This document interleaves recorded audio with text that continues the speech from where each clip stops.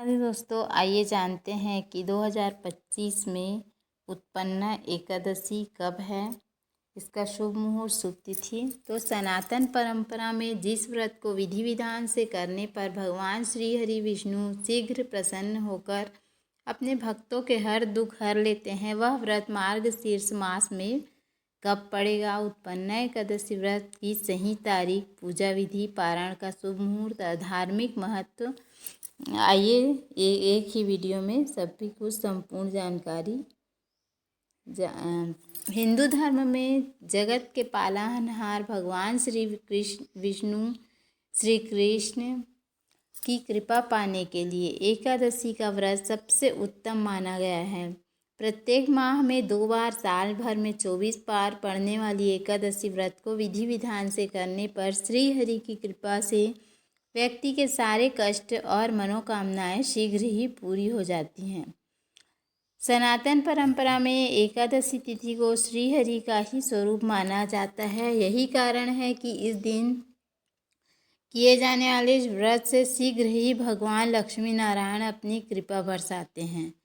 आइए सुख, सौभाग्य और मोक्ष का वरदान दिलाने वाली मार्गशीर्ष मास की उत्पन्ना एकादशी की पूजा विधि, शुभ मुहूर्त आदि जानते हैं। एकादशी का व्रत तन, मन और शरीर की शुद्धता और पवित्रता के साथ धार्मिक आध्यात्मिक उद्देश्य की पूर्ति के लिए किया जाता है। इस व्रत के पुण्य प्रताप से साधक को धर्म, अर्थ, काम और मोक्ष की प्राप्ति होती है। भगवान विष्णु को समर्पित एकादशी व्रत को विधि विधान से करने पर व्यक्ति जन्म मरण के चक्र से मुक्त होकर मोक्ष प्राप्त करता है। एकादशी व्रत के पुण्य प्रभाव से उनके बीते जन्म के सारे पाप नष्ट हो जाते हैं। पंचांग के अनुसार जिस एकादशी तिथि पर हम व्रत करने पर साधक के सभी कष्ट और मनोकामनाएं पूरी होती हैं, वह मार्गशीर्ष मास के कृष्ण पक्ष में 15 नवंबर 2025 को पूर्वांत 1:59 से प्रारंभ होकर अगले दिन यानी 16 नवंबर को पूर्वांत 2:37 तक रहेगी। ऐसे में यह व्रत 15 नवंबर को रखा जाएगा। उत्पन्ना एकादशी का व्रत का पारण अगले दिन यानी 16 नवंबर 2025 को दोपहर 1:10 से 3:18 के बीच किया जाएगा।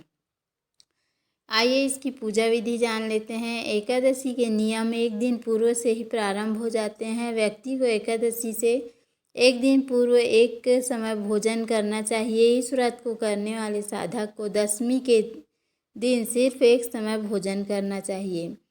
इस दिन शाम को चावल या तामसिक चीज़ों से बनी हुई चीज़ों का सेवन नहीं करना चाहिए। अगले दिन सुबह स्नान ध्यान करने के बाद पूजा स्थल पर पीले वस्त्र बिछाकर भगवान श्री विष्णु की विधि विधान से पूजा करनी चाहिए। श्री हरि की पूजा में इस पावन तिथि पर भोग के साथ तुलसी पत्र अवश्य चढ़ाएं। फल, फूल, वस्त्र, मिष्ठान आदि अर्पित करने के बाद साधक को एकादशी व्रत की कथा कहनी या फिर सुननी चाहिए। इसके बाद पूजा के अंत में शुद्ध घी के दिए से आरती करें। एकादशी माता की आरती अवश्य करें। एकादशी व्रत में साधक को फलाहार करना चाहिए और यथासंभव धन, वस्त्र, अन्न आदि का दान करना चाहिए। व्रत के अगले दिन शुभ मुहूर्त में पारण करना चाहिए। व्रत का पारण करते समय सबसे पहले भगवान श्री विष्णु को भोग लगाएं और उसे प्रसाद रूप में ग्रहण करें। यथासंभव दान दक्षिणा भी करें। इसके बाद ही आप अपने व्रत का पारण करें। उत्पन्ना एकादशी इसलिए भी खास है क्योंकि इसी दिन एकादशी माता का जन्म हुआ था और भगवान श्री हरि विष्णु के नाभि से उत्पन्ना एकादशी के दिन माता एकादशी का जन्म हुआ था। तो इसकी कथा में आप अवश्य इस बारे में आप संपूर्ण जानकारी आपको प्राप्त होगी। तो अगले वीडियो में कथा अवश्य सुने और यदि हमारा वीडियो पसंद आए तो वीडियो को लाइक, शेयर और सब्सक्राइब करना ना भूलें। धन्यवाद। राधे राधे।